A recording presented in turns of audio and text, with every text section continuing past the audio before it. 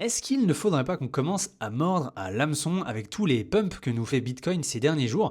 Puisque, mine de rien, déjà la semaine dernière, on en parlait dans la précédente analyse vidéo, on est finalement dans une capitulation par le temps. La capitulation par le prix, on l'a déjà vécu. 5 bougies rouges mensuelles où on passe de 126 000 dollars à 60 000, ça fait mal. Maintenant, on est probablement dans cette phase où le marché ne fait pas grand-chose, où finalement chaque rebond va plutôt nous tester au niveau psychologie et notre patience, notre persévérance à ne pas FOMO à chaque rebond. Puisque devinez quoi, après la publication de la vidéo de la semaine dernière, où justement je parlais de ce concept-là, eh bien Bitcoin a fait exactement ce schéma. On est monté jusqu'aux 73 000 dollars avant encore une fois de retomber dans le canal dans lequel il est depuis plusieurs semaines tout simplement, proche des 65 000 dollars. Même pour tout vous admettre, j'ai un peu stressé un peu moi-même, parce que finalement, je vous ai préparé toute cette analyse la semaine passée où je vous disais que logiquement, Bitcoin allait nous tester, allait potentiellement nous tenter de faire FOMO sur le prix. Eh bien, regardez, j'ai publié la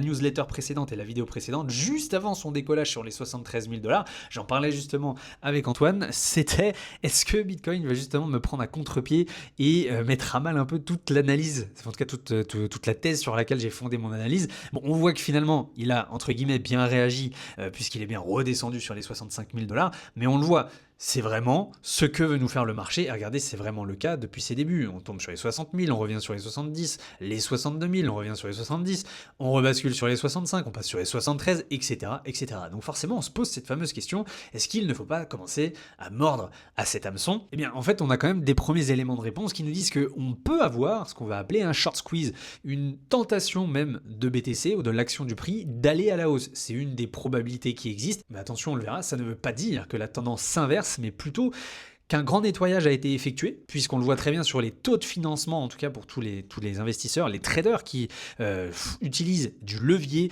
contrat futur, etc. On voit très bien qu'on a été quand même purgé ces dernières semaines. Depuis début février, on voit très bien que le taux de financement proposé, les funding rates, ne cesse de diminuer. On a même une stat sur Binance ces derniers jours, elle a diminué de plus de 23%. Donc forcément, on peut appeler ça un grand nettoyage. Et c'est exactement le type de purge qu'on observe après les phases de forte volatilité. Donc c'est une volatilité assez compressée, puisqu'encore une fois, on navigue entre les 60, 70, 72, mais les positions spéculatives ont à force été liquidées, les stop-loss déclenchés à la hausse comme à la baisse, et donc le marché est en quelque sorte délesté d'un excès de levier. Alors c'est extrêmement important puisqu'un marché surendetté dans un sens comme dans l'autre ne peut pas construire de mouvement durable. Ici, chaque tentative de rallye, mine de rien, est sabotée par les liquidations en cascade et on l'a vu à chaque fois. Le marché, il est vraiment en train de créer des conditions pour qu'un prochain mouvement ait plus de force en ayant purgé tous ces leviers, mais forcément, encore une fois, ça n'appelle pas à un retournement, on va le voir un peu après, on a certains niveaux techniques et on-chain à récupérer avant vraiment de parler de retournement, mais dans tous les cas, le narratif il est quand même assez clair et vous serez sûrement d'accord avec moi, le marché cherche à piéger tout le monde, que ce soit trader et même investisseur. Et au niveau des institutions, pour être honnête, c'est pratiquement la même chose. Les ETF spot sur BTC ont enregistré par exemple plus 160 millions d'inflow, d'arrivée de capitaux, pas plus tard qu'avant-hier. BlackRock mène la danse, Fidelity suit ensuite. Et vu comme ça, on pourrait se dire que les institutions justement reviennent à grands pas, sont de retour, mais quand on regarde ce graphique qu'on a sous les yeux, on le voit très bien. Début mars, on a eu du plus 400, plus 200, plus 500 millions, donc 3 jours d'afflux massif, plus d'1 milliard d'inflow en moins de 72 heures. Puis en fait, pendant quelques jours d'affilée, on a eu du moins 200, du moins 300, presque 600 millions de sorties en 2 jours. Donc forcément, vous voyez le pattern, on est sur une sorte de, on peut appeler ça un flip-flop directionnel, qui nous confirme ce qu'on disait la semaine dernière aussi, personne n'a de conviction, ni trader, ni investisseur, ni institution. Le marché est dans un état d'indécision structurelle. Donc évidemment, ce qui changerait vraiment la donne, ce serait des arrivées ou des sorties de capitaux beaucoup plus réguliers sur 5 à 10 jours consécutifs, mais à l'inverse en fait de ce qui serait un plus 1 milliard, plus 2 milliards d'un coup, le but c'est qu'on ait, tout comme se forme chaque bottom depuis l'histoire, depuis le début de l'histoire sur Bitcoin, de l'accumulation lente, ennuyeuse, donc on n'y est pas du tout. Pour l'instant, c'est pas forcément ça. Maintenant, en ce moment, il y a quand même une grande divergence qui se passe sur ce marché qui coexiste sur Bitcoin. Vous le savez, je compare très souvent les détenteurs court terme, tous ceux qui ont acheté du BTC il y a moins de 6 mois, donc typiquement des investisseurs qui sont plus propices à mal gérer la fluctuation, que ce soit à la hausse ou à la baisse, soit par FOMO, soit par le FUD. Et ces acheteurs récents, comme on le voit sur ce graphique du MVRV, nous montrent qu'il y a environ 24% de pertes moyennes qui n'est non réalisée, donc toujours latente sur le marché, puisque ces investisseurs-là ont un coût moyen d'achat, comme on va le voir ici, autour des 86 000 $. Donc vous voyez, on en est encore très très loin. On n'est pas prêt d'avoir un retournement haussier sur ce marché, parce que vous le voyez, cette courbe rouge m'aide en tout cas personnellement, et on va dire dans tout ce qui est process on-chain de compréhension d'un marché, toujours de distinguer une tendance haussière baissière dès qu'on est au-dessus, dès que le prix est au-dessus, on est bien sûr dans une tendance bien haussière, bien ancrée. Dès qu'on est en dessous, comme c'est arrivé à plusieurs reprises durant 2023, 2024, 2025 et surtout durant le bear market 2022, tant qu'on est en dessous, on ne peut pas espérer une reprise à la hausse digne de ce nom. Donc comme vous le voyez, on en est très très loin.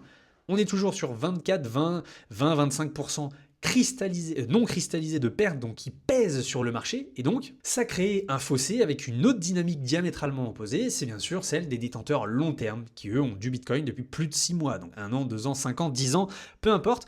On sait très bien que eux, par contre, ils sont dans une dynamique où ils ont toujours 55% de profit latent, puisqu'ils ont un coût moyen d'achat quand même qui est estimé à environ 42 000 $, et on le voit très bien sur leur MVRV à eux, que je ne me trompe pas, ce qui correspond globalement, encore une fois, une cinquantaine, soixantaine de pourcents de gains latents, donc non réalisés. Mais en fait, ça nous montre bien aussi pourquoi on a d'un côté des acheteurs récents, donc moins de 6 mois, c'est des acheteurs qui ont encore probablement FOMO le top d'octobre, ou tout ce qui s'était passé dans cette zone-là, et donc ils sont forcément en détresse. Donc chaque mouvement qui se rapproche des 80 000 $, comme la pointe aux 73 000 que nous avions eu la semaine dernière, forcément, ça déclenche des ventes de leur côté pour limiter les pertes. Donc, vu qu'une énorme partie de leur offre, de leur accumulation est coincée entre les 87 et 99 000 $, c'est vraiment la zone où ils ont acheté massivement et donc où ils vendront au premier signe de reprise. C'est du vu, déjà revu en bear market. Tandis qu'évidemment, à l'inverse, les détenteurs long terme, eux, leur seuil de douleur serait vraiment plutôt proche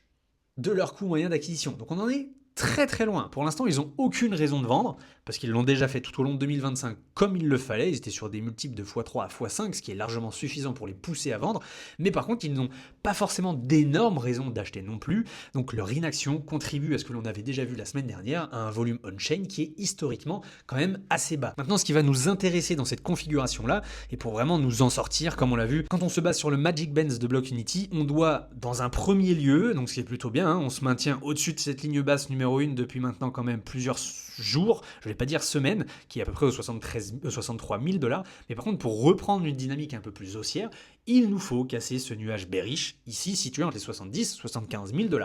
Pour l'instant, c'est le niveau sur lequel on bute. Donc voilà pourquoi je vous dis que pour l'instant, pas forcément mordre à l'hameçon tant qu'on n'est pas sorti de ce niveau-là, mais si BTC parvient à en sortir, ce sera alors le premier vrai test de reprise de hausse sans forcément, vous me connaissez, ne crier victoire quand même beaucoup trop vite. Et ça, dans tous les cas, ça se voit encore sur une donnée on-chain qui s'appelle le SOPR, c'est-à-dire qu'on remarque très bien quand est-ce que les investisseurs, plutôt à l'inverse du MVRV qu'on a vu plus tôt, prennent cette fois des pertes ou des gains. Et là, ça commence à faire beaucoup. On est sur 29 jours consécutifs de prise de perte des détenteurs à court terme sans interruption. C'est-à-dire que la pression vendeuse se continue progressivement. Elle est encore loin de ses extrêmes historiques, mais c'est quand même la donnée qui va un peu nous tempérer face au reste. On a des ETF qui de temps en temps accumulent, de temps en temps vendent. On a le levier qui est purgé, c'est très positif. Mais tant que les ventes à perte continuent, le marché n'a pas encore trouvé son point d'équilibre. Puisque, comme vous le voyez sur ce graphique, par exemple, ici, ce fut le cas